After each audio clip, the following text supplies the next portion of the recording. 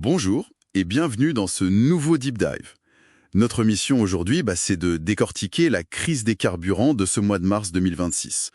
On va croiser des données de marché, de la géopolitique et un bon gros zeste de psychologie des foules. C'est clair.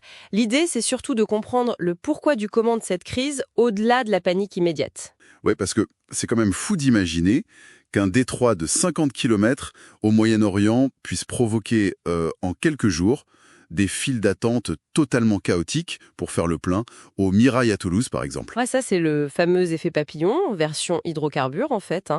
Et le point de départ, c'est ce 1er mars, avec le blocage du détroit d'Ormuz. Le fameux détroit où transite 20% du pétrole mondial. Exactement. Donc, logiquement, le baril de Brent explose.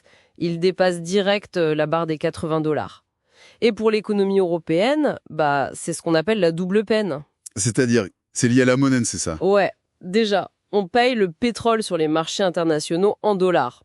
Avec un euro particulièrement affaibli, autour de 1,18 $, la facture augmente mécaniquement de 5%. Ah oui, rien qu'avec le taux de change, en fait. Voilà. Et ça, c'est avant même de compter la flambée du baril en lui-même. Le taux de change, c'est vrai qu'on n'y pense pas toujours à la pompe. Mais ce qui m'a vraiment interpellé dans les sources, c'est la vitesse fulgurante à laquelle les prix ont grimpé.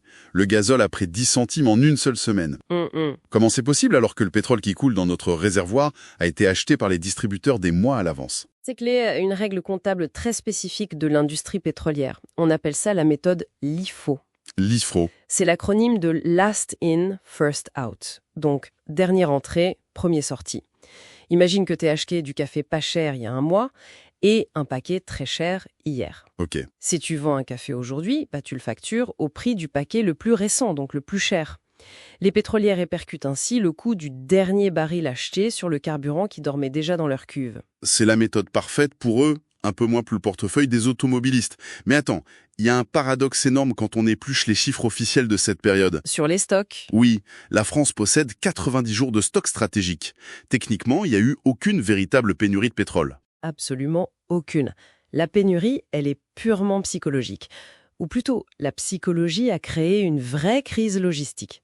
Ah oui, la fameuse ruée vers les pompes. C'est ça. Dès qu'on entend le mot blocage à la télé, le premier réflexe, c'est de se précipiter pour faire le plein de précaution, même avec un réservoir à moitié plein.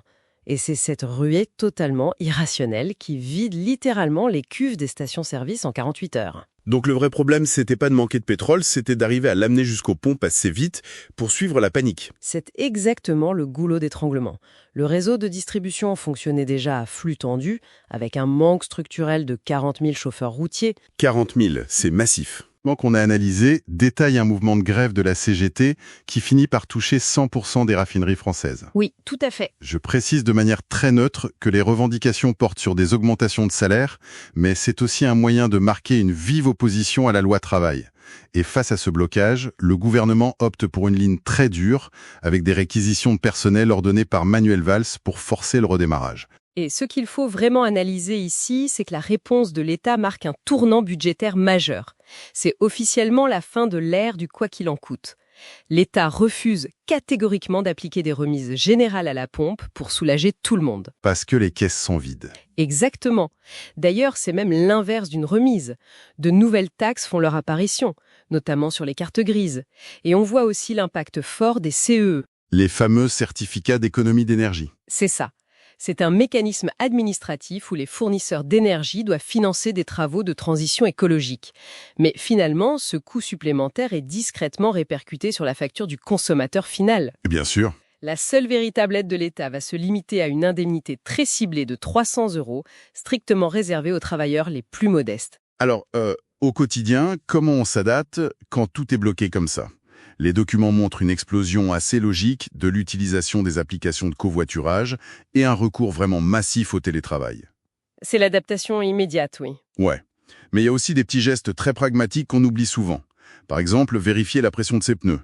Des pneus bien gonflés, c'est entre 3 et 5% de carburant économisé direct. Toujours bon à prendre. C'est très pragmatique en effet. Mais si on élargit un peu la focale sur cette crise, ça soulève une question vertigineuse pour l'avenir. Laquelle ?